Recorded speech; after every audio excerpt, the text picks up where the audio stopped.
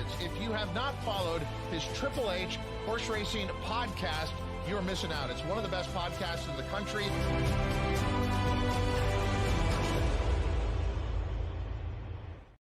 Good afternoon and welcome to episode 440 of Picks and Ponies right here on the HHH Racing Podcast. I'm your proud host, Howard Kravets, along with our Euro experts, Emmet Kennedy from the Final Furlong podcast, and down below, Davy Lane, better known as Mr. Ethical Diamond from Liverpool, England, down below on the screen. Thanks for joining us as we are live on a little bit of a rare time, 5 o'clock on the East Coast here on Thursday, but we are live, and it's the best chance to have Emmet and Davy on as they have taken their time to stay up a little late to talk about part 2 of our Breeders' Cup recap. Part 1 was fantastic that we had last Tuesday.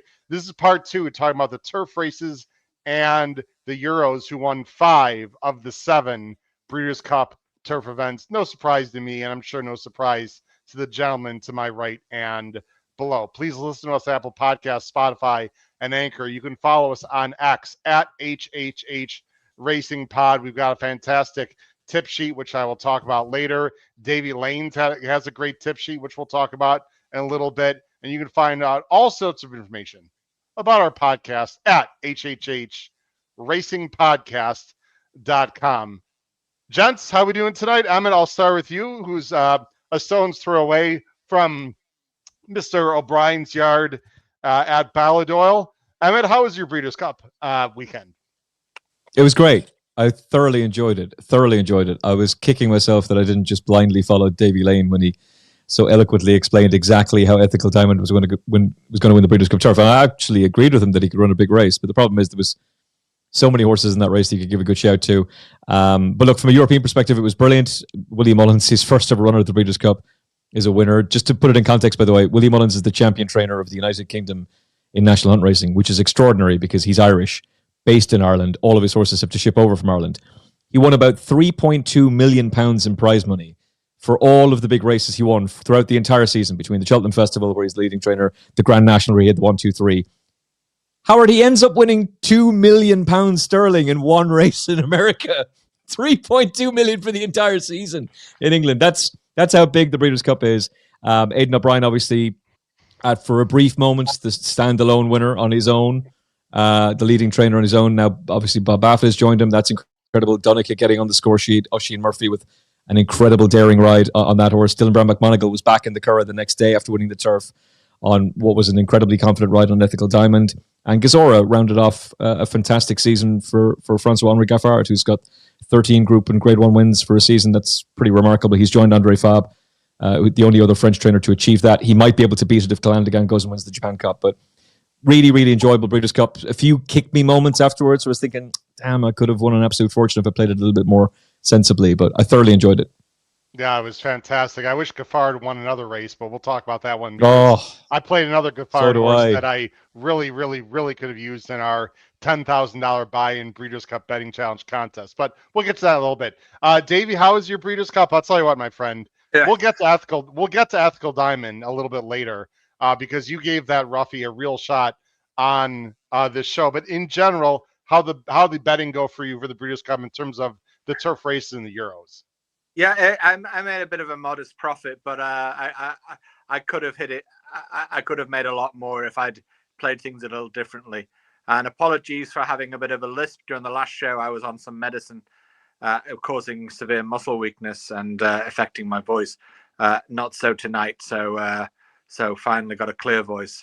But anyway, I won't go into that further. But one thing you do note often, Emmet being Irish and me being English, but I am actually an Irish citizen for the record. My father's Irish, and my father, just for the record, also was a bookies runner in Cork City as a young boy for a bookmaker called Davy Donnelly.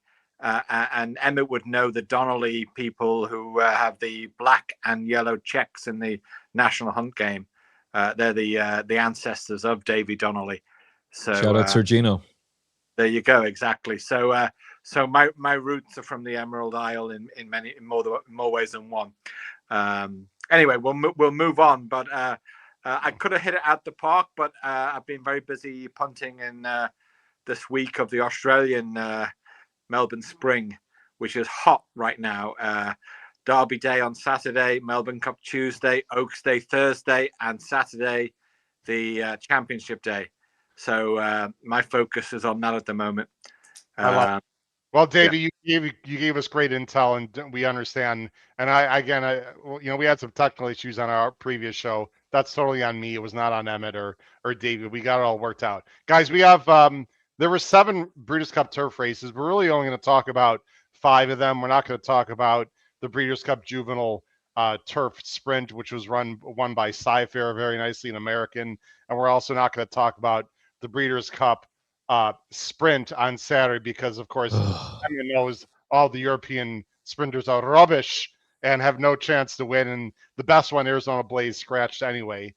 So there's really not much to discuss there. So, guys, I want to start with the Breeders' Cup Juvenile Fillies. We'll talk about the 2 races on Saturday. And Emmet, tip of the cap to you, my friend, because I played a pick 5 on Saturday. I don't know a lot of people that really liked Valentina, as I'm going to show right now. Oh, sorry, let me bring this back on screen. I need to queue it up. I'm going to show the results, guys. We'll look at some replays also. So let me bring this up right now. Hope everyone can see that. Valentina, the Irish bred. How about $43? Wow. Emmet, and you tipped this one out as definitely a possible use. And Pacific Mission, the 12, also a long shot at 14-1. So you got a 20-1 over a 14-1. Valentina, we'll watch the replay. What a brilliant ride, Emmet and Davy, by Oisin Murphy. Saved all the ground. There's a lot to talk about in these turf races, which we're going to get to. Let's talk about this in particular. I'm assuming, Emmet, you had some shekels on this one, and you weren't that surprised. She is the 10, saving ground the whole way, and then tipping out late in an absolutely perfect ride. Yes, obviously, when I was on the show with you on the Friday before the Breeders' Cup, I was very keen on her for the exacta purposes that Precise was going to win. Where's the value going to come from? And I thought Valentina was the one. Once Precise comes out, Valentina becomes the clear pick for me. 14-1 was the price over here. It was a real disappointment, obviously, that Precise missed the race, and who knows what would have happened. But this is a really talented filly. She was sent off favourite against the boys on debut, which would be a little bit unusual over here. She then won very impressively. She goes to Royal Ascot. She finishes 3rd in the Albany behind Venetian Sun. That horse would go on to win a Group 1. She gets within half a length of a horse called Diamond Green? Green Spirit, a horse who ends up getting within a length of Diamond Necklace, who Christophe Soumillon considers to be a better filly than Precise, and she's a Group 1 winner as well. So the form was there. You just had to ignore one disappointing run, and that was her most recent effort at the Curragh when she was behind Composing, but the weather was awful that day. I've spent a lot of time at the Curragh this year. Weather was shocking that day. She was ridden off the pace, and she was probably just feeling the effects from France. So she goes into the race very fresh. Now, had I heard Donncha O'Brien's comments before the race, I'm not entirely sure if it would have held Matt off. He seemed to be pretty pessimistic, but Oisin Murphy rode this, so I'm not so sure whether he was just playing a bit of poker there, because the ride that Oisin Murphy gave her was incredibly, incredibly confident, and it was almost very similar to the ride that Ryan Moore gave Augusta Rodin at Santa Anita. Hug the rail and just wait for the gaps to come and hope they do. And once they did, she eats up that ground quickly. It's a lovely performance. She's by 10 Sovereigns. She's out of an Aga Khan bred mare. That Aga Khan bred mare is related to a Group 1 winner. This is a horse who'll stay further next year. There's going to be a lot more to come from her. And they're probably going to have to look at the sire and see if they can get that sire back from Turkey, which is where he's currently doing his business. Maybe the Coolmore team are going to want to get him on a boat back to Tipperary. But really nice performance. Donncha is a fantastic trainer. Porta Fortuna was second in this race a few years ago. Valentina goes one better. I have no idea what would have happened if Precise was there. It doesn't matter. She wasn't. Valentina wins it. And in a way, Howard, it probably worked out better for me that Precise wasn't there, because I had the winner of the Juvenile Fillies, thanks to your team. We had Ted Noffey, thanks to your team. And Stad was always going to take a lot of beating with no humidity. So that Friday worked brilliantly. Saturday was a bit of a disaster, but the Friday worked out nicely. Well, yeah, and look, that there's American connections over there, by the way, with in the ownership of Medallion Racing, Philip Shelton, who has had horses run at Ascot. I'm sure you know that name by now. You'll see Medallion. They have some interest in some Euro horses. And Davy, I know Emmet sort of brushed it aside. I don't know if that was purposefully or intentionally, but look, the story of this race, other than Valentina, obviously is Precise. And I don't want to get into the weeds, but I heard Precise was possibly in a scratch from Ryan Anderson, who was our guy in the ground all week long. Precise apparently coughed, according to Aiden, 10 times. and she was scratched. Davey, I don't want to put you in an awkward situation, but it's hard to say the post mattered in hindsight because a lot of horses did win from the outside. I would just say congratulations, Valentina, but honestly, it was disappointing that Precise did not run in the race. Yeah, I mean, they said the horse coughed, but in different jurisdictions, because the different places, it's not, you're not allowed to withdraw a horse if it's a wide draw. But in other places, like Australia, for example, they withdraw horses all the time because of a wide draw, and they're allowed to say that that's the reason why. So I wouldn't be surprised if the cough was convenient, and they just decided this is not. They just didn't want to put her through that. You know, maybe Gestalt had a bit more durability, and they didn't want to risk it. Well, Emmet, you're a stone's throw away, Emmet. Do you have any intel? Whether you, and you don't have to say anything you're not comfortable saying, but you know more than any of us probably. Do you have either insight that you want to share or an inkling on what really happened with Precise? It's not an unbeaten record they're trying to protect. And if there's a group of people who are prepared to run a horse and risk that horse being beaten, it's Coolmore. I mean, look what happened with City of Troy last year. They could very easily have gone for an Irish Champion Stakes and won it, gone for a Champion Stakes at Ascot, won it, but they didn't. They went for a Breeders' Cup Classic and they had egg all over their face. Now, they win the race anyway, but, you know, Aidan did. And he was the one, and whenever Aidan wins, he puts all the success on the team. Whenever he loses, it's his fault and only his fault. So I think she would have run. I wonder if this was more of a veterinarian situation. And that's a whole other topic, because if you're going to pull out White Barrio, if you're going to tell the jockey of White Barrio, nah, I don't think so. I don't think so, son. You've just had a racehorse break down in the sprint. Now, I don't think it's the fault of Delmar. I don't think it's the fault of the veterinary team. But you could make the very strong argument that, hold on a second, you passed that horse fit and clear to run, and then she broke down. Therefore, the fault lies with you. That's the very dangerous game that's been played by the veterinary teams. I think the Australians are way worse for that than the Americans are, and I understand why there is. It's a high pressure game, but I don't think you can be telling trainers or jockeys or owners who look after these horses whether it's right or wrong to run a racehorse. I'm going to guess there was pressure placed on them, or else that horse genuinely had a cough and came out. I cannot for a second think that Aidan O'Brien's going to pull a horse because he's afraid of a wide draw. And the fact that Stad bolted up in the way he did, like, Precise is a better horse than Valentina. Maybe Valentina wins on the day. I would easily say Rebel's Romance is a better horse than Ethical Diamond, but Ethical Diamond is the one who won, and he won from a wide draw. So I'd be surprised if they took her out deliberately. Yeah, it's interesting. We look forward to seeing Precise going forward. I'm sorry, did you want to respond, Davey? No, I ultimately agree with that. I just floated the possibility. I mean, they may not be worried about losing, but they might be worried about the horse having a gut busting race that could break her from that gate. That's all. Okay, fair enough. Let's go ahead and move on. A great run. Hopefully we'll see Precise again, but again, Valentina. And again, hats off to you, Emmet, because I used that horse in my pick 5, and I was alive to a pretty darn big pick 5 because of Valentina. And I don't think I would have used that horse, frankly, if it wasn't for you. So shout out for that. All right, let's go to the male version. Now, let's talk about the outside post. And this is really more of a conversation for the American punters here, guys, but it's worth talking about even for YouTube, because go ahead, Davey.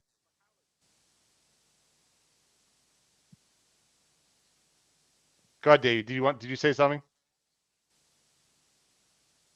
Okay. Is that horse in Churchill? Sorry, but with Oisin Murphy in the saddle, that's something you should have been thinking about to include. For sure. Yeah. With Oisin Murphy in the saddle, you should have been. Yeah, it was placed. Okay, move on. It's okay. Okay, no problem. We're getting a little delay from you, Davey. Yeah, we're getting a little delay, but we're okay. We're gonna keep moving on. We're gonna keep moving on, Davey. You'll see Davey's talking a little bit behind it. That's just he'll work that out. Let's talk about Kashad. Look, Emmet, there is a delay. A little bit, yeah, Davey. About 3 or 4 second delay. There wasn't at the beginning of the show, but there is now. So, okay. Anyway, Emmet. Yeah, Emmet. I made some mistakes. We'll get Davey back. I made some mistakes on the weekend. This was one that I guess I regret. I don't know. Gestalt, it's weird, Emmet, because Gestalt on paper by time form actually laid over the field in the juvenile turf more than Precise in the fillies, according to the U.S. time form. We talked about that. But I'll tell you what, you want to talk about a horse that was professional. Davey, I see you're back on. We'll bring it back on right now. There we go. Yeah. Talk about a horse that was professional, Emmet. I mean, we talked about the Gestad, that he was a little bit rank, that, you know, he was going to be uncovered from the 14 hole, which he sort of was. I mean, he was 3 wide most of the way. He was covered a little bit. He went off at 6-5, and I thought at the time, Emmet, that was a bad bet. I mistakenly did not use him in my pick 5. I wish I had. He looked as professional as can be. I thought he was, you know, looked even better in ways than Henri Matisse last year. Henri Matisse was more of a hold-up kind of horse, and, you know, was more of a closer. Gestalt, we thought maybe would have caught up in too fast a pace, but he rated kindly. This was a really impressive win. He got a 88 buyer, which is a few points better than the Phillies race. And North Coast, by the way, at another big price for an Irish bred, got third at 16-1. Talk about Gestalt, and again, another really good ride, and he was just tons the best in this spot. Yeah, much the best horse. And look, I made a slight mistake as well. I made a big mistake, I guess, with the benefit of hindsight, in that there's an option over here where you can cash out a bet. Yes. And I'd said to you on the Friday, if Stad is the first leg of the treble, of the good thing treble, it's a very easy pick. You just put him in as a very confident pick. When he's the last leg, are you super confident that this horse is actually going to have everything go his way? And I wasn't. And the amount of money that I was going to be able to cash out for versus what I would get if he lost, the minuscule amount of money I'd get if he placed, versus what you get if he wins, I basically cashed out for half of what I should have gotten, or maybe just a little bit more, maybe 60% of what I should have gotten. But it was too much to just say no to. So I cashed out. I didn't regret it. Maybe the way I'm talking now, there's a slight part of me going, this was so easy. But when I was on with you the Friday before, Humidity was still in the field, and I thought Humidity was a really, really interesting pick, and for that reason, right, I wanted to take on Stad. Once Humidity comes out, this is easy. Stad's going to win, and then that draw comes out. There's a reaction from Ryan Anderson, Charlie Freeman, Tim Shaw, and I on the Final Furlong podcast, which ends up going out kind of as live. We weren't live, but it goes out as live, and I just drop an F-bomb when that stall 14 comes out. I'm like, oh no, what a disaster. Complete. And then I say, children, cover your ears, after saying the foulest of words. But he did lay over the field on all the performance ratings. He did lay over the field on the speed figures. He did lay over the field on form. The question was he going to be able to carry all of that on after a very long, hard season? He's been on the go since Royal Ascot. He's been second in 3 Group 1s. He's had hard races, and he just did. He was much the best horse in the race, and maybe Sumion even went a little bit too soon on him just to secure the race and have it wrapped up, but he knew he was going to stay. That was a slight doubt as well, by the way. He's by Star Spangled Banner. He's a half-brother to a dual 6 furlong winning Group 1 juvenile sprinter, European champion juvenile sprinter. City of Troy was the European champion 2-year-old. He was juvenile sprinter. That's Van Dijk. So he really should just be all speed, this horse, and he's not. He does have stamina. He's definitely going to be a Guineas horse next season. I would proceed with caution. I would absolutely proceed with caution when it comes to Newmarket, and I hope Davy agrees with me on this. I don't think Aidan O'Brien really cares about Newmarket anymore. I don't think Coolmore do either. And one of the reasons for that is, if you go back and look at the record, the very recent record of 2,000 Guineas winners, they don't train on at all. These horses do nothing afterwards. Caldine, Notable Speech, sort of struggled a little bit in his 3-year-old campaign as well. There's a number of those horses just don't go forward. Even this year's 2,000 Guineas winner, Field of Gold, looked like he was going to be nearly the best 3-year-old in the world. Completely fell apart as the season went on. Now, he might put that right next season.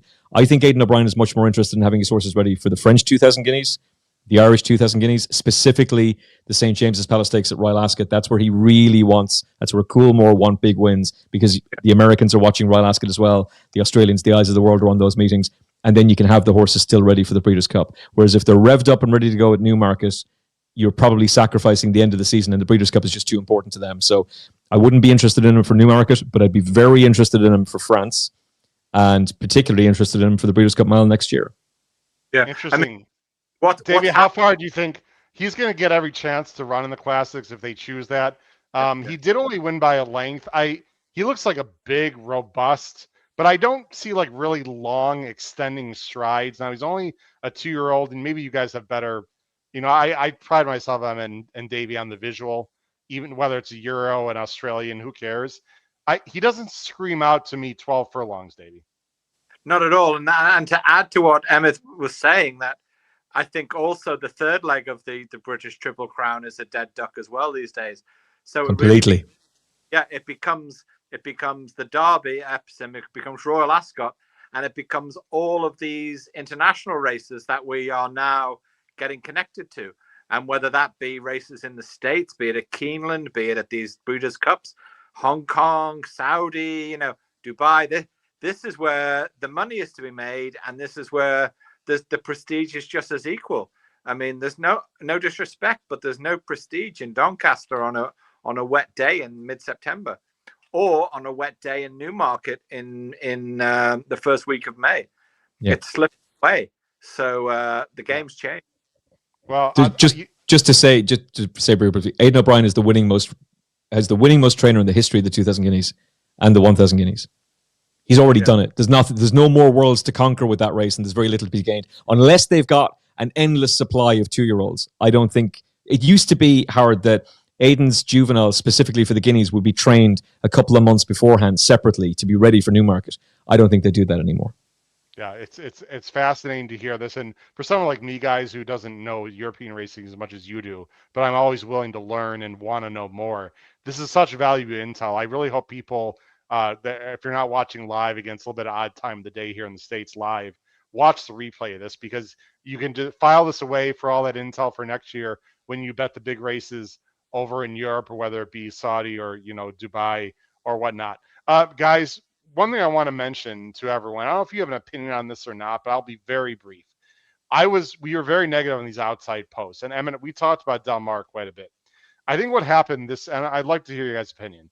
I think what happened is, because the paces were fast, it spread it out the field, and the horses were not as bunched together. Therefore, they weren't as wide on the first turn. You really got very few horses were like 4 or 5 wide, because it was so fast early with the fractions, guys, that it spread out the field, and hold up horses like Ethical Diamond or even Gashad, who was sort of mid-pack, was not stuck in no man's land. Even Gashad was able to get over a little bit. I think what happened, guys, is because the paces were fast, it spread it out the field, and the outside posts were not as much of a factor, number one. Number two, as we talked about, Emmet, and we talked about this with Ryan, the course was pretty lush. That was like the first week of the meeting, and it was listed firm. And sure, the times were fast, but I don't know if you could tell visually, it was pretty thick grass, and it was very fair.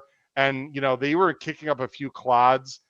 So I don't think speed played nearly as well as it normally would have, a few weeks into this Del Mar meet. Any thoughts, whether you guys know Del Mar or not, any thoughts on maybe races, whether you could take any race, the ARC, take any big races over there. When you have speed, it does spread out the field, and horses, I think, can get better. Trips are not as wide. Thoughts from either one of you on that? I think it's an excellent point, Howard. And what I recall my first experience betting American races when I saw certain Euros going over to Breeders' Cups at Churchill Downs or what have you, and the best jockeys were on them. And I was watching these Keystone Cop situations going around the corners, and I just couldn't understand it. I just couldn't understand how my unbeatable horse was just finishing 7th in a bunch.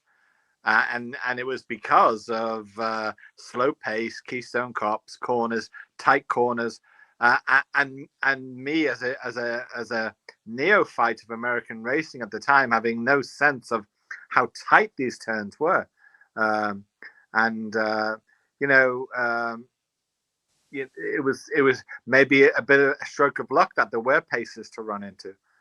Well, Emmet, and Del Mar is more like Haydock. I mean, it's or maybe the other way around, I should say. But I mean, there's certainly the courses in Europe are so much different in general than ones in the States. And next year we're at Keeneland, by the way, guys. And the year after that will be the first time at Belmont, which is a real galloping kind of turf course, the way that Arlington was, or the way that Woodbine is, with a pretty long stretch. So Emmet and Davey, I think we might see different scenarios going forward. But these jocks, Emmet, that coming from Europe, it's very clear they have learned in the last, I'd say, 5 to 10 years how to really ride these turf courses. I think you got to give a hat off to William Buick, who realized I got to be aggressive and get position on these turf courses. Yeah, and also to Charlie Appleby. I know we haven't touched on the mile yet, but the difference between Notable Speech this year and last year was they took him to Woodbine, went round 2 turns on fast ground, and just had him more streetwise for it this time around. And I got him completely wrong this year. He was very, very good. Shout out to Dylan Brown McMonigal as well. He has ridden at the Breeders' Cup before, and he would have learned an awful lot from his experience on Mountain Bear and the Juvenile Turf, for example, about pace, position, where to go. But the two things that really stood out to me was, first of all, it's fast ground, so that's going to help. But secondly, Oisin cuts it to the inside from a reasonably enough difficult draw on Valentina, and very, very quickly cuts to the inside and then stays there. Dylan does the exact same thing on Ethical Diamond, which is a much harder thing to do from his draw, because you're going to have to give up an awful lot of ground in order to do so. But he's on a horse who can stay a mile 6, because he won an Ebor over a mile 6, so over 14 furlongs. But then he still ends up slingshotting wide, which is exactly what Davy suggested he was going to do. And it's just interesting that in the early stages of the race, he was willing to give up ground to get the rail, and then give the rail up off the final turn to avoid any trouble, probably riding for a place, but ends up getting the sweep.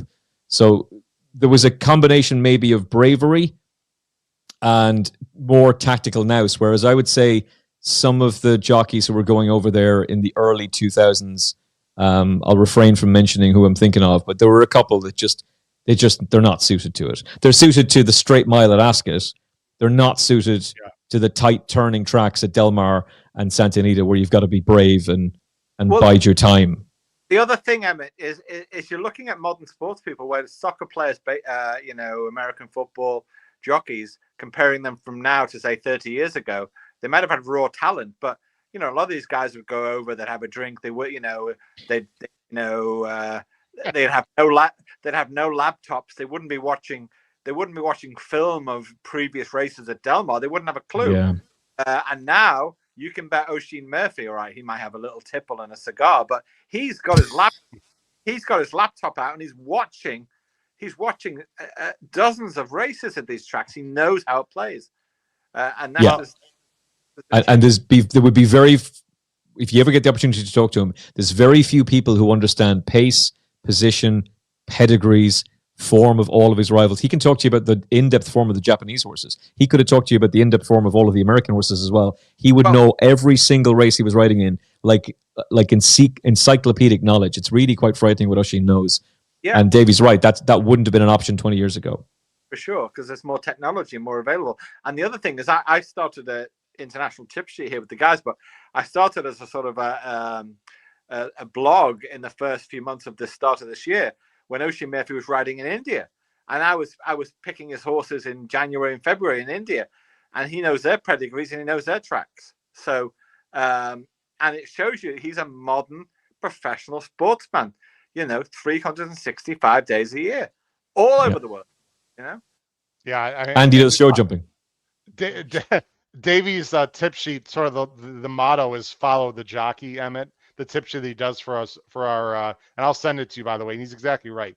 Please do. First of all, again, tip my cap to Davy Lane on Ethical Diamond. We're gonna talk about the turf right now.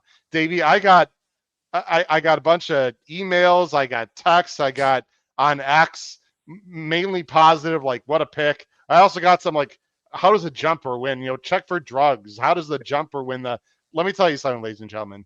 We're wrong and we're right all the time. We talk about it on the show, but Ethical Diamond, at least according to Davy and myself a little bit too, and maybe Emmet a hair, thought this horse had an outside shot. Now, Davy, I think I want to quote you exactly. I think you said 25 to 30 times out of 1 he would win. Sure enough, Ethical Diamond went off at 27 to 1, guys. And you know what, Davy? This is why you have to do your homework and research. I'm talking about everyone at home. I watched the Ethical Diamond replays at Ebor. He won legit grade 2 races. And Davy, talk about a race that worked out absolutely the way that you said. And it started right from the beginning. And as I show the race here, first of all, Emmet, you got to take a ton of pride. Look at this. Irish. Five of the top 6 in this race were Irish bred. Pretty cool. There's some great Britain breds there also, but shout out to the Irishman there. What happened at the beginning, guys, is Davy, what you thought might happen and what exactly did happen. And that is that a lot of jocks were shoving early, guys. And we talked about this. Sure, you have to get position, but take a look at what was happening. Rebels Romance at the 1 was shoving early. Mini Hawk was asked a little bit early. Goliath tried to get into the game the 2 early. Look at Amalok, guys. Now, Amalok the 3, who is Ross Orion, and this is the one thing I'm a little bit upset about right here is Amalok. I'm going to put you guys on screen and then go back to that. Let me say for full disclosure, my entire weekend in the Breeders' Cup Betting Challenge ended up surrounding around Amalok. I was going to play Amalok anyway, guys. I missed some bets earlier in the contest, and I went full all in on Amalok. Now, Amalok didn't have to win, Emmet or Davy. All I had to do was get in the money because I had trifectas. I keyed him in all spots, first, second, and third. So all you had to do is get in the money. If he had won my major play of the weekend, guys, that would have gotten me to somewhere around $80,000-$90,000 real money and had a real shot to win $500,000 was a double Amalok into Fierceness and Forever Young. That was my major play. I know. That was my major play of the whole weekend. I don't regret it, Emmet, but what I don't like, and Davey, I'd love to hear you guys comment. Ross Orion was so intent on getting Amalok into the game. I don't know if you guys watched carefully. It's a little bit hard to see. He was using Amalok hard. Like he's shoving. You'll see in a minute. He shoved early. He's going to shove again a little bit with his hands to try to get in position. He's right here, guys. Sorry, he's right here. I'm going to back up. He's in the white silks. Watch Amalok on the inside. I'll back it up a little more. Right from the get-go, guys, Amalok in the white silks you see he's shoving there to get position. And guys, I think right here, he's like all out to keep position when he could have been back here more comfortably where Ethical Diamond was. Even right here, Emma, do you see this with his hands? I mean, He's using this horse so hard to get into position. Now he does relax on it. And now he's sitting comfortably in behind Rebel's Romance. I'd love to hear your guys' thoughts. Maybe it's spilled milk. Maybe I'm crying over spilled milk. Maybe I'm just frustrated. Did he really have to use him that hard, that early to gain position when he could have been further back where Ethical Diamond was and make a later run? Thoughts, Emmet, first on that concept? Well, it's very easy with the benefit of hindsight, but he actually did the same thing in the Irish St. Ledger. I was saying that to you before the Breeders' Cup Turf that I think Ross is a fantastic jockey and none of us are perfect. We all make mistakes. But I don't quite know why he pushed him so quickly in the Irish St. Ledger as he did and had him out in front, just there to be shot at then by Al Rifa, who's already a proven stayer, having won the Michael John Kennedy Cup Group 2 company over mile 6 and over course and distance, whereas he had to prove that he could actually stay a mile 6. So that was odd. He's now done the same thing again in the Breeders' Cup Turf, coming back down in trip. It almost comes off. He almost finishes third, but you're not going to beat Rebel's Romance with that. I don't think you're going to beat El Corbeles. The only thing I would say in his defense is I suspect he thinks the horse doesn't have a turn of foot and that he is a stayer and that he's going to be a cup horse next season. And so he probably feels, if I'm going to win this race, I have to be forceful. I have to really press the lead. And when he beats the Johnny Murta horse at Royal Ascot, he did press the lead that day. I'm trying to think of that horse's name, but he was ridden prominently. He settles in behind the second and he presses the leader. So obviously, for whatever reason, he feels like he has to go and do that again. As you're pointing out, the white silks, though, my eye is automatically drawn to Dylan. And again, it's entirely possible that Dylan is riding, because if you listen to Willie Mullins during the week, Matt Chapman from Sky Sports Racing did an interview with him right after the draw, and Willie Mullins basically concedes defeat. Like, whatever about rumors of horses being pulled out because of a bad draw, like Willie Mullins is saying, sure, we'll just ride for 4th place and then we'll head home. It seemed like it was over for him, but Dylan rides the horse with supreme confidence and does exactly, he must have listened to what Davy said on the Triple H Racing podcast last week, because he rides him exactly how Davy said to ride the horse. And Willie Mullins, very interestingly on NBC, was saying, what the hell are you doing, Dylan? As he's watching the race, but then was also remembering, but this is what Dylan told me he was going to do. But Dylan rode his horse with confidence, knowing he was going to stay. And then either he's hoping he gets third and it just happens he wins. Whereas Rossa seemed to feel like he had to be very aggressive, but you're going to be vulnerable to a closer. But it's very easy for me to say that as a Monday morning quarterback. Yeah. Well, Dave, I'll let you chime in a second here. It is crying over spilled milk, but I just, they were going fast. This was a track record time. Now it is the Breeders' Cup, but 47.53 at Del Mar going 1.5 miles is flying. And I just feel like Ross is a very good rider. I just feel like in this scenario, guys, he should have read the room a little bit and realized they were going too quick and back up a little bit. I froze it right here, Davey. I'll let you take it over. Here's Minnie Hawk, who was disappointing, maybe moved too early, but she was sort of a rank and a little unsettled and a little bit on her toes pre-race. And there was not a lot of positive vibe pre-race with Minnie Hawk. She makes this early move. Rebel's Romance is in between. Really got a very good trip, but was up close. Here's Amlock right here in the white. And then here's McMonagle on Ethical Diamond. And Davy, again, tip my cap. You said this is the best closer in the race. This has the fastest closing sectionals. And boy, he came over the top. And he didn't barely win this race, Davy. This was, I would say, somewhat decisive, just very impressive. I'll let it run. You can talk about the stretch run, Davy. Yeah, well, the stretch run, I know the stretch is 818 feet right from here. And that's what he needed. That's what he needed. Just a straight 818 feet, and he was in a position to go from there. Going back to Amelot, one thing to bear in mind, and listening to connections, they're aiming at the Hong Kong Cup in December. So for them, this could have been the second up prep. So I mean, I'm not saying this wasn't the target, but they went to the St. Leger after being off for several months. And maybe this was getting Amelot primed for Hong Kong as well. Not to downplay this event, but they do think like this. Not all of they can't win every race. Yeah, I would be playing Amelot again now in Hong Kong. A few things to add. Going back to what the connections, I think there were a lot of clues in what the connections said. I'm speaking of them downplaying the chances, because Mullins was a winner. And that's his MO. And for him to downplay, when your own eyes showed you how the horse was running, I was kind of suspicious of that. I've seen that before. Like I remember with Dermot Wells' Harzand. I remember Pat Smollen, the jockey. Oh, well, we may not go to Epsom, this and that. I mean, that was a Derby horse when I saw it win its Group 3 in Ireland. And you have to remember that a lot of these connections and trainers, they are gamblers. And they're looking for prices, and you have to be able to read the interviews between these people, and you've got to know when they're speaking fork tongues or they're speaking the truth. And it's a subtle thing that you have to learn to be able to read that. And it's like reading the PPs. And once you get that, you have to have a sort of a checklist in your head of trainers all around the world about who really speaks honestly. So that's one thing. But all the other metrics, Ethical Diamond was right there. He needed a fast ground, he was getting it. He needed a fast pace, he was getting it. He needed a good jockey, he was getting it. The horse had pedigree from the Iris 2000 Guineas winner. Everything was working for him. Mullins was getting horses strong through hurdling, and he has an entry in Hong Kong as well for the future. Mm. And that's something to think about. Not where he's been, but where they're going. So all those things were box checks for me. Yeah, well, Davy does a great job of looking at signal through the noise, of reading into it. And only with experience, I think, can you get that, Emmet. And that's something the younger handicappers have to realize. It's not just what's on the paper, right? It's what comes out of their mouth and intent, and what's in the paper in the future with the nominations, future nominations, as Davy said.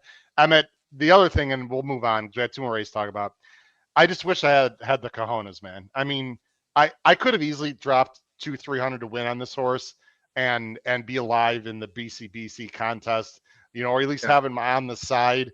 It's always easier to say after the fact. And Emmet, I really, it's a big pet peeve of mine. I talk about on my show.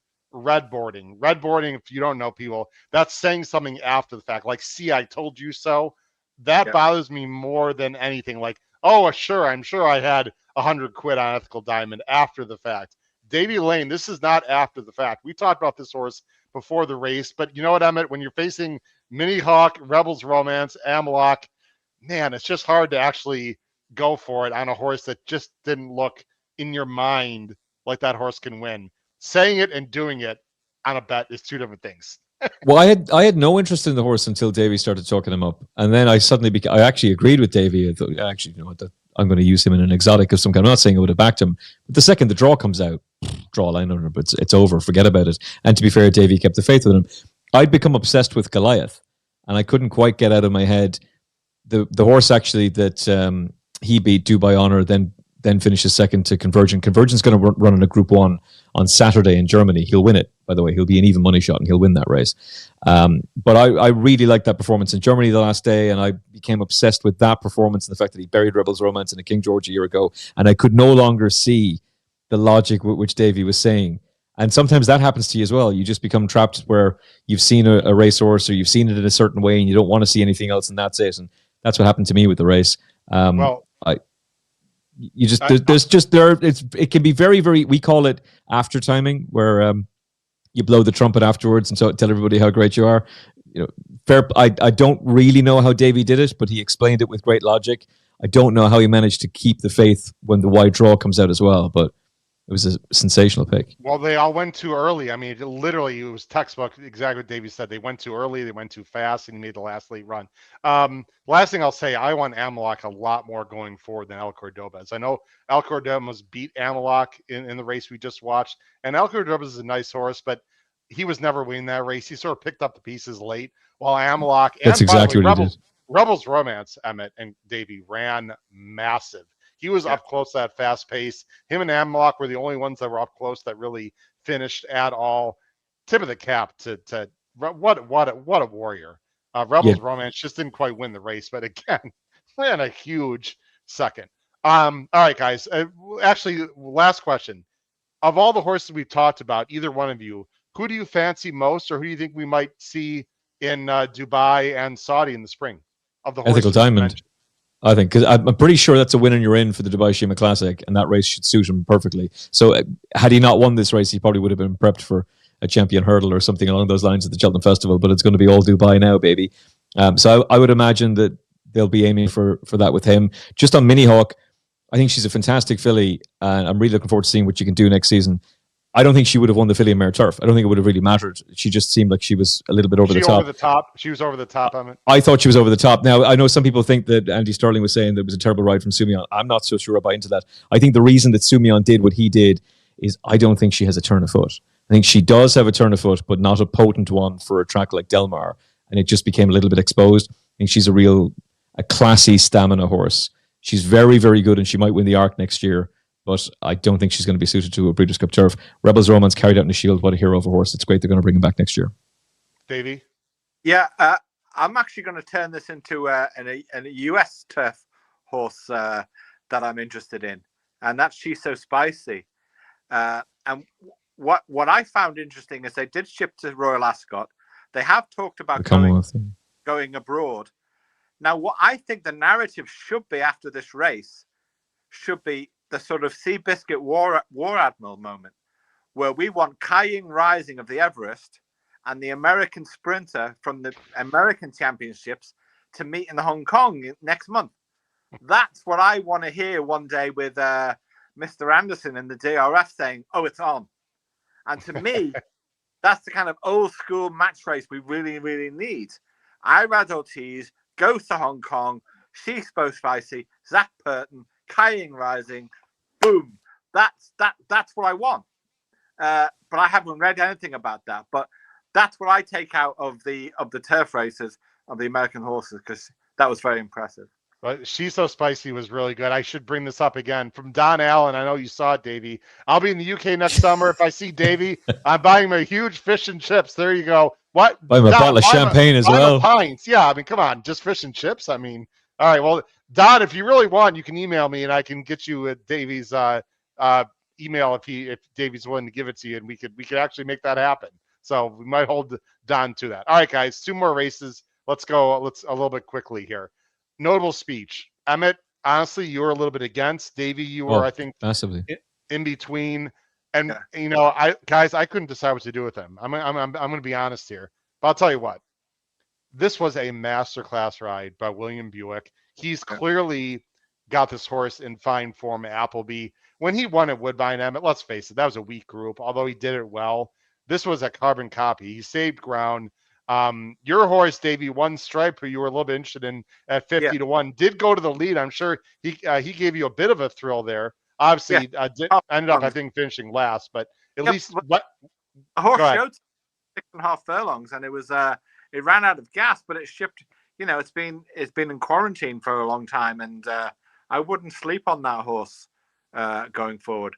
I mean, didn't run well, but you know, was aggressive early. This is another race, Emmet, where just the turn of foot of these Euros. I mean, it's no surprise to you, but I don't know if it's the tracks or the camera angles or whatever. I don't know if you guys feel the same way. when I really started falling in love with European racing and horses, was Goldakova. I'm old, so I go back a little bit. I know that was one of the best ever.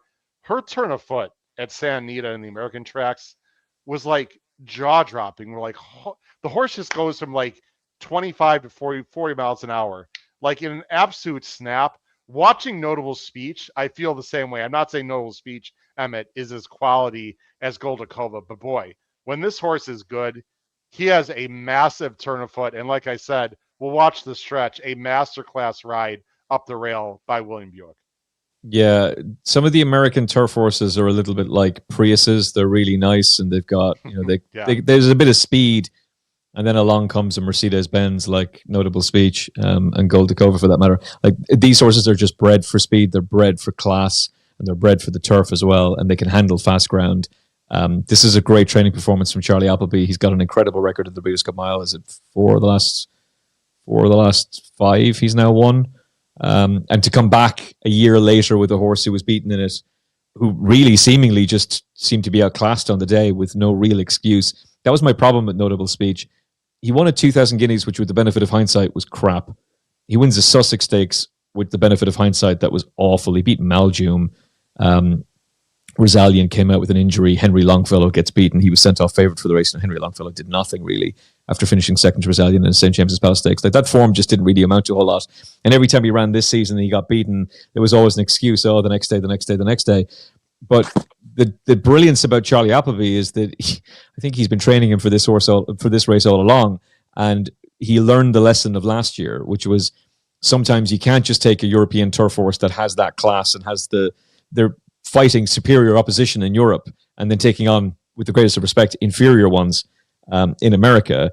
You sometimes have to make sure that they have the experience. And this time he took him to Woodbine, took him around the 2 turns on fast ground. That just fired him up a little bit more. And it's a ballsy ride from William Buick to ride him cold on the rail like that and just wait for that gap to come. Because if that gap doesn't come, William Buick is heading home with a face like thunder. And I'd say Charlie Appleby's going to be fairly pissed at him too. But it's a brilliant ride. He gets it right. Charlie Appleby gets it right. The Godolphin operation are a serious global operation. Charlie Appleby is a serious global trainer. It's been frustrating for him, I would imagine, the last couple of seasons. He has a lot of firepower, and he hasn't been doing it at Royal Ascot, hasn't been doing it at Glorious Goodwood, but my goodness, when it comes to America, there are a few trainers better equipped than him. And it's not his fault that he's been given stock or talent that just isn't quite up to it.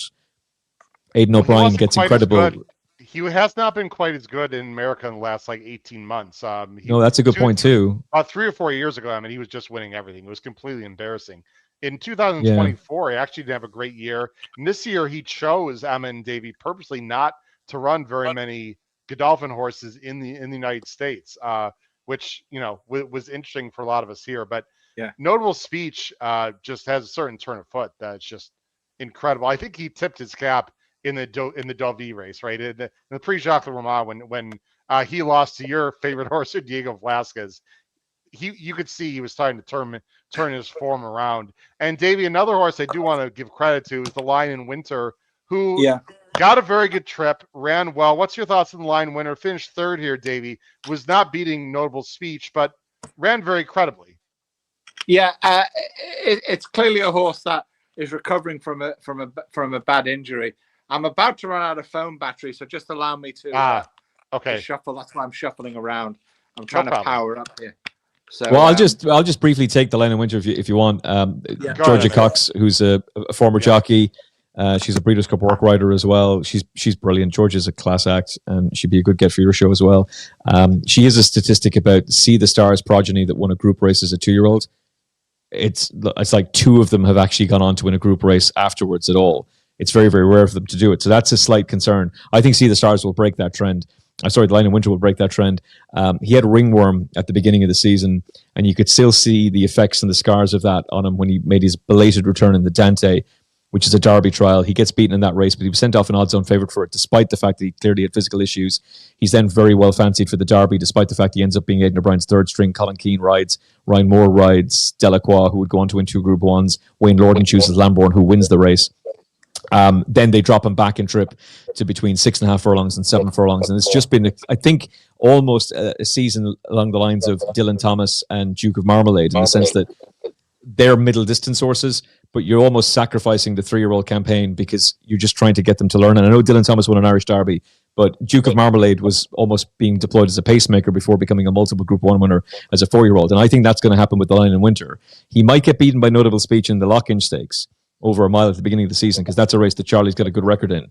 But I think he'll win the Queen Anne. That's where Aidan O'Brien really excels. Again, it's a Royal Ascot. He's already turned the form around with Chelan. Chelan seems to have run his race. Yes, he does have a good trip, but he's beaten by a multiple course and distance winner. I think, is it 6 wins Formidable Man has at the track, and Notable Speech. Yes. Obviously has experience at the Breeders' Cup before and is a multiple Group 1 winner himself, who's in top form for Charlie Appleby.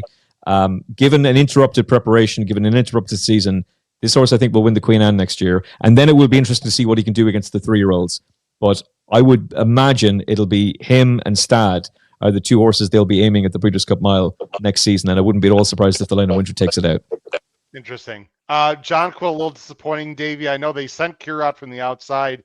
Jonquil didn't really make the kind of run. Any other thoughts in the mile before we talk about the Filly and Mares, the last race, Davy? Yeah, I just think that they were done by the Rabbit was drawn 15, and that messed up their arrangements. I think, nothing else to add. Maybe Jonquil is not top draw. Yeah, I don't think he's that good. With Sala. I was a little disappointed with Sala also, Davy, to be honest. Yeah, I was too. I expected him to be a lot more nimble and ready, but maybe he ran his best race in the High Summer in France, and that was it. Yeah, and yeah. Yeah, well, it's I was out of the contest at that point. I didn't really have a lot going on the day. I was more of a fan at that point, but I know that someone in our group, Drew Coney, really needed Notable Speech as well as a bunch of other people. So I was happy to see him win. Let's just quickly, guys, talk about the last race of the day. I got to tell you, this to me was pretty surprising. And I know this race didn't have really a wow kind of factor to it, Emmet and Davy. I mean, the favorite in the race was actually ended up being Cinderella's Dream, which I gotta be honest, sort of shocked me. I didn't really like her that much. She was getting a lot of talk here in the States. She went off at 3.1, and She Feels Pretty, a horse I definitely didn't like. The United States actually did run very well and went off as 3.3, meaning my top choice, Diamond Rain, who I thought did run well, went off at 4.7. But the winner, who Davey, you and I thought was a horse that I think is going to be going to Chad Brown, was one of the least bet. I mean, she was cold as ice on the board. Jazora was 9-1. She was like 12-1, leading with a few minutes left before they went off. And Barcelona just gave a great ride. And this horse won. I'm not saying this is a shocking result, but based on the odds, I was a little surprised.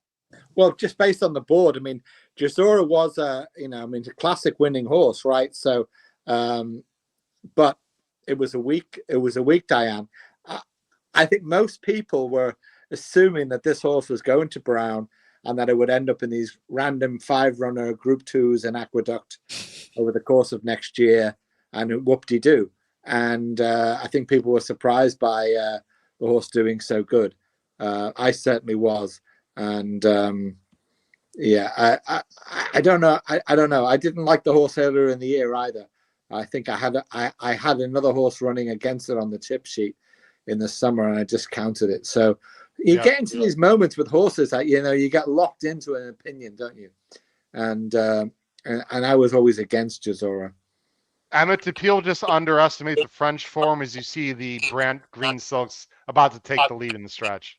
Well, I was very keen on her on your show on the Friday. I thought she'd win. And then I don't know what happened, but as the week went on, I started to go a bit cold on her, just like the betting did. I'm not entirely certain they're going to switch her to Chad Brown, by the way. I think Gaffard is such a good trainer. I'm starting to wonder if Peter Brandt is going to take the attitude that maybe this is a horse we should be giving back to him and see what he can do with her on the international stage. Yeah. She's very good. She's a very talented filly. I'd agree with Davey. It wasn't the best of Prix de Diane's, but Bedtime Story finished second to her, and Bedtime Story is only 2 lengths off her in this race. Yeah. So, and Bedtime Story has just become quite a disappointing horse. But in hindsight, maybe she's run a couple of big races this season, and it just didn't happen for her. I thought Barcelona gave her a great ride. the line from, I love Gaffart's celebration, by the way, just the fact that the NBC cameras got him. It's great to see passion and enthusiasm like that from a trainer. It's brilliant to see, and him cheering on Barcelona the way he did. But he described her as the horse with the biggest heart he's ever trained. And that really doesn't sound like a trainer who wants that horse going to America. And I don't know why you would. She was second in a Prix Vermeil, which tends to be a really good race. And then the arc just didn't happen for her at any point. And to be fair, Barcelona was never going to ride her when he was going to be on Darius that day. But there's a lot of races. There's a really good fillies program in Europe. And I'd be surprised if they don't bring her back and try and get those more prestigious Group 1s, especially when he's just proven you can take her international and still win anyway. Yeah, I think so. Davey, I'll close out the analysis by saying a few quick things and you could comment.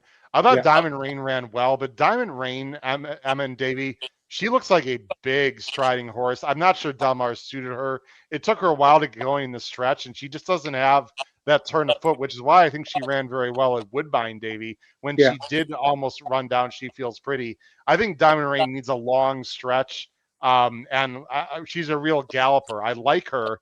I just don't think the track suited her. The other thing, guys, is See the Fire was clearly over the top. They took her back from the outside. I think that's a great example, guys, and we have to learn, right? Every day I see is an opportunity to learn. Sure, she looked good on the PPs. We saw Ombudsman. We saw all these really good horses in the PPs, Davey, but it was a long campaign. She wasn't winning. And clearly, the signaling noise is she was over the top, and she didn't run well at all as almost a favorite in this race. Yeah, and despite having Osteen Murphy, she was over the top. And no matter how good the jockey is, if the horse is over the top, that's just it. So, but you have to be looking ahead to which horses are not over the top and which horses have targets coming up. And that would be the next big international targets would be Hong Kong in December. So you've got to look at the upward curve of these horses, and a lot of them that we've talked about may end up in Hong Kong in 3 weeks' time, and it's something to watch. It'll be very exciting. I have one question for you guys, and then we'll wrap it up. I know that we consider the Euro sprinters rubbish, but I'm going to ask you the question anyway. Is there any Euro at all that either one of you off the top of your head would fancy or will improve going to next year that might see in the Alquaz? No. Wow. Davey? Yeah, not really. Although one takeaway I had about Euros next year is my sense is Gastara is going to go to the Kentucky Derby. I mean, you all saw that, right? Did you? Wait, see what? That? No, what I missed, Davey? You both missed it? Apparently. I know there was a line from, was it Michael Tabor saying, well, apparently he handled the dirt quite well. Yeah, and there was a wink and a smile between Sumion and Tabor about that. So, wow. Yeah, okay. I mean, that was clear as day to me in the post-race interview. Well, here's one for you then. Do you think that they would do what they did with Mendelssohn, which is bring him to the UAE Derby and prep him there? Who knows what they'll do, but I think that's what they're doing. Well, I also sent you guys, and I'm looking for on another screen. I'm not gonna. I can't find it, but I sent you guys a list of Euros that are gonna be running next year in the flat season. Wow, there are some serious animals that are not going to be retired, Emmet and Davy. And I also have a little bit of, let's just say, intel. I think Romantic Warrior is going to come back into Dubai, and maybe Notable Speech. They might stretch him out a little bit and try to run in the 10 furlong race on Dubai Shima World Classic Cup night. The Shima, they might try to stretch him out a little bit. There are some serious runners, Emmet, planning on coming back next year. Yeah, so Ombudsman's going to come back, which is fascinating because Delacroix has obviously been retired, which makes sense, but they're going to bring back Ombudsman, the Team Godolphin, so that's a huge call. Dual Group 1 winner this season, he's very, very good, and theoretically, Sir Michael Stout always said, racehorses don't reach their physical and mental peak until they're 5, and so it's a real shame that they're retired at 3. So Ombudsman could be an absolute monster next season. He'll have to rematch with Calandigan, who will also be 5, and I think Calandigan's just going to dominate next season. And as a gelding, he should be easier to train. He's probably going to be looking at the Dubai Shima Classic as well, which could very well be where Ombudsman goes to, although if Notable Speech goes for that race, then they won't need to. Aidan O'Brien's going to have the Line of Winter coming back, and a number of other interesting. Minnie Hawk is coming back too, which will be great. Whirl has been retired, just in case anyone's interested. And there's a number of very high-class geldings that we're going to get to see next season. Amalok is a horse that should have a lot of fun next season. And obviously, it's going to be fascinating to see if Ethical Diamond can build on it. Ethical Diamond is still very unexposed on the flat. He somehow got beaten off a mark of 95 in a handicap last year by a horse called Saturn. I don't quite know how that happened. But this season, he's now 3 from 3 on the flat, a Royal Ascot winner, a Nibor winner, and now a Breeders' Cup Turf winner. So who knows what Willie Mullins could achieve with him next season. We're not going to get 27-1 on that horse again. Davey, I'll let you close with a final thoughts. You bring up Willie Mullins. We got jump season happening, starting in Europe, and guys, I don't follow it nearly as much as you guys do, and maybe I should start following it. But what an unbelievable training job by Willie Mullins. I know I'm pivoting backwards a little bit, but I mean, no one except a few people saw that coming. Davey, thoughts for next year and these horses that Emmet mentioned, real quick. I'm trying to find the price for Gestard in the Kentucky Derby on my laptop as we speak, because I want to get on before anyone else. I hadn't realized, but that would be one huge takeaway from me. Gestard going to the Kentucky Derby, I think under the radar. And in terms of it's the horse that didn't run that I'm keen on seeing. The horse that they pulled out. That's the horse I'm really looking forward to seeing next year. Precise. Yeah. Precise. Yeah. 33-1, Davey. Gestard is 33-1. Yeah. For the Derby next year, for our Derby next year. Yeah, for your Derby, for the Kentucky Derby. It's 20s with 2 firms, 33s with 1. I was hoping for more, but I might just take a piece of that. All right. Wow. All right. Well, wait, didn't we just say he's not a 12 furlong horse? Or 10 furlong? Sorry, 10 furlong horse? We'll see. I'm not sure he's going to handle the dirt, but best of luck to you. Yeah. Okay. Well, I need to do more research. All right. Well, listen, Davey and Emmet, I said we go for an hour. Everyone here on behalf of the HHH Racing Podcast, and by the way, gents, we passed the 1 million view mark on YouTube over the weekend. Big accomplishment for us. You guys have been a big part of it. Davey's been with us, Emmet, for a long time, several years. You're a sort of a newcomer, so to speak, to the show. One of our new best friends on the show. I'd love to have you guys on together as much as possible. I think you're a great duo. Now that we got all the audio and the video fixed, you just give us intel that us American punters would never have. I hope you feel vice versa, Emmet, on your show. By the way, how that Ben Tornado nap work out for you? Man, that was such easy money as well. I didn't even have to study that race. I had the Daily Racing Forum PPs, and all I had to do was go, oh yeah, Howard's nap, done.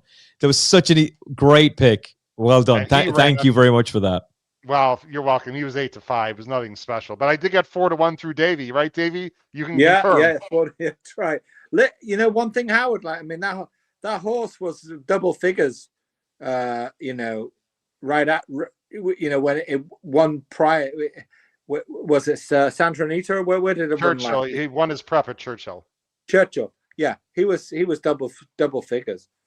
So we got 7-2 over here. We were delighted with that. Yeah, the horse was on the day. Bentonardo, on the day you tipped him, he was 7-2 with a number of bookmakers, and that's what we got. Oh well, I got 4-1 on him a few weeks before that. So anyway, But anyway, we really appreciate you guys coming on. Thank you so much for your time. No we hope to have you guys again. Now, for people watching and listening, we've had them on before for Saudi and Maidan. It's a long time away. I'm sorry not going to put you guys on the spot right now. We'd love to have one or both of you on live. Sign me up. Sign me up. I love that stream. Sign me up. Davey? Yeah, I'm ready. And there'll be probably my last, or maybe there might be another one, but there'll be a tip sheet out for the Hong Kong weekend. So for the small amount of subscribers for that particular sheet, they'll be getting one. I know it's going to be growing. Believe me, it was actually pretty good already this year, Davey, and it's going to grow. You got one guy over there that's going to get it for free anyway, but it's going to grow. Yeah. If you're watching this overseas, Davey Lane's got a great tip sheet. If you want information, email me. There it is at the bottom, hkravetshorse@gmail.com, or you can send me a DM and we'll get you information. For my wonderful friends and co-hosts overseas, Emmet Kennedy, Davey Lane, this has been your host, Howard Kravets. Part 2 of the Breeders' Cup recap. This time, the wonderful Euros that dominated, winning 5 out of 7 Breeders' Cup races. Crush your bets in Saudi and Dubai next spring. How about that? We'll see you soon, everyone. Take care. Have a great Yeah. night. Bye. Cheers.